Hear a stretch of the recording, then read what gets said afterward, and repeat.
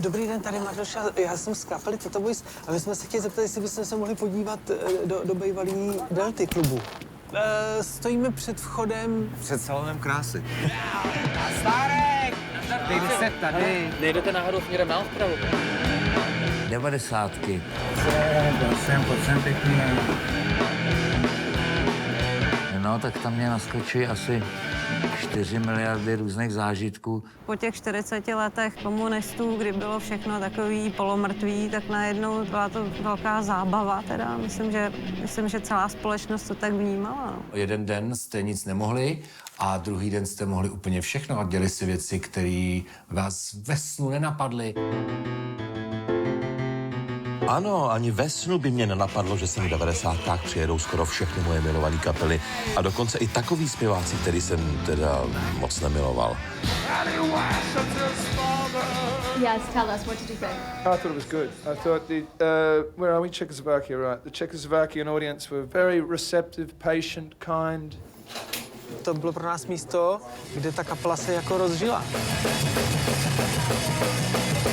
Tady jsme začali dělat naše první velké věci. Ono totiž ten klub byl určitě jakoby ve 2 patrech a podle mě ho přepažili, takže vlastně úplně zrušili ten prostor. Lidi vstoupili a najednou byli v tom foyer. To je jiný všechno. V 90. se v Praze zrodily 2 výrazný první soukromí rádia. Komerční Evropa 2 a nezávislý Rádio 1. Co jste poslouchali radši? Dobrý den. Někde tam vzadu to bylo studio. A Blanka Šrůmová byla DJka a dobrá DJka. No podívejte se, jaký to jde.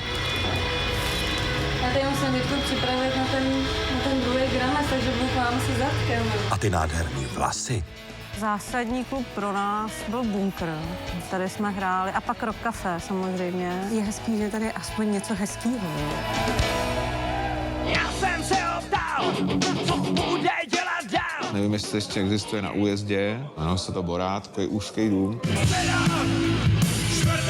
Bunkr, repre, mamáči. Dobrý den, bývalý majitel rockového klubu Bunkr a celého tohleto zázemí jsme tady se štábem něco natáčíme, pustíte nás dolů? To je prostě posilovna, to nemá ducha. Ten půdorys je stejný, ten se nezměnil, že jo?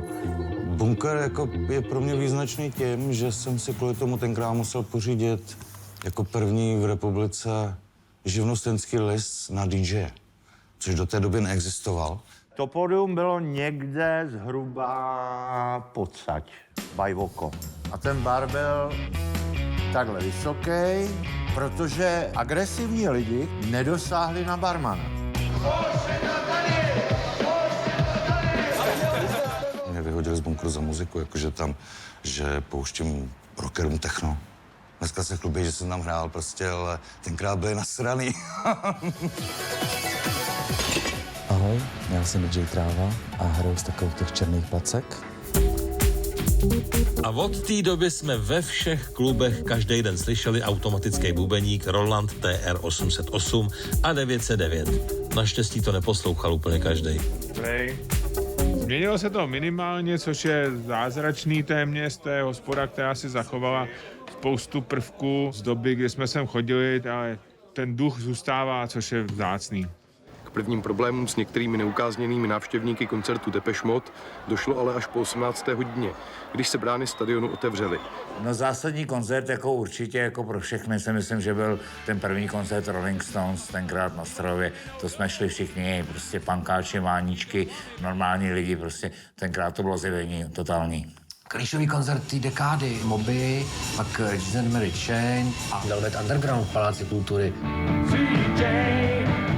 To byl kapitalismus s lidskou tváří. Nebyla žádná cenzura. Šéfe, toto je super party, jako na Buklově nemá chyb. Celý den jsem trénoval Jamesa Hetfielda. Tak snad to bude ono. Say your prayers, it's a one. Don't forget my son, to include everyone. Tak to bude dobrý, ne? Já se těším. A jestli nevíte, kdo k vám promlouval tím lehce ironickým hlasem, tak jsem to já, Roman Holý. Ten, který ty 90 taky prožil docela naplno.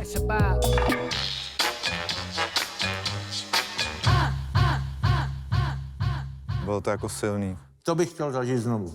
To bylo něco jak 60. leta v Americe, tak my jsme měli tu možnost tady zažít 90. Já jsem na to strašně vděčný.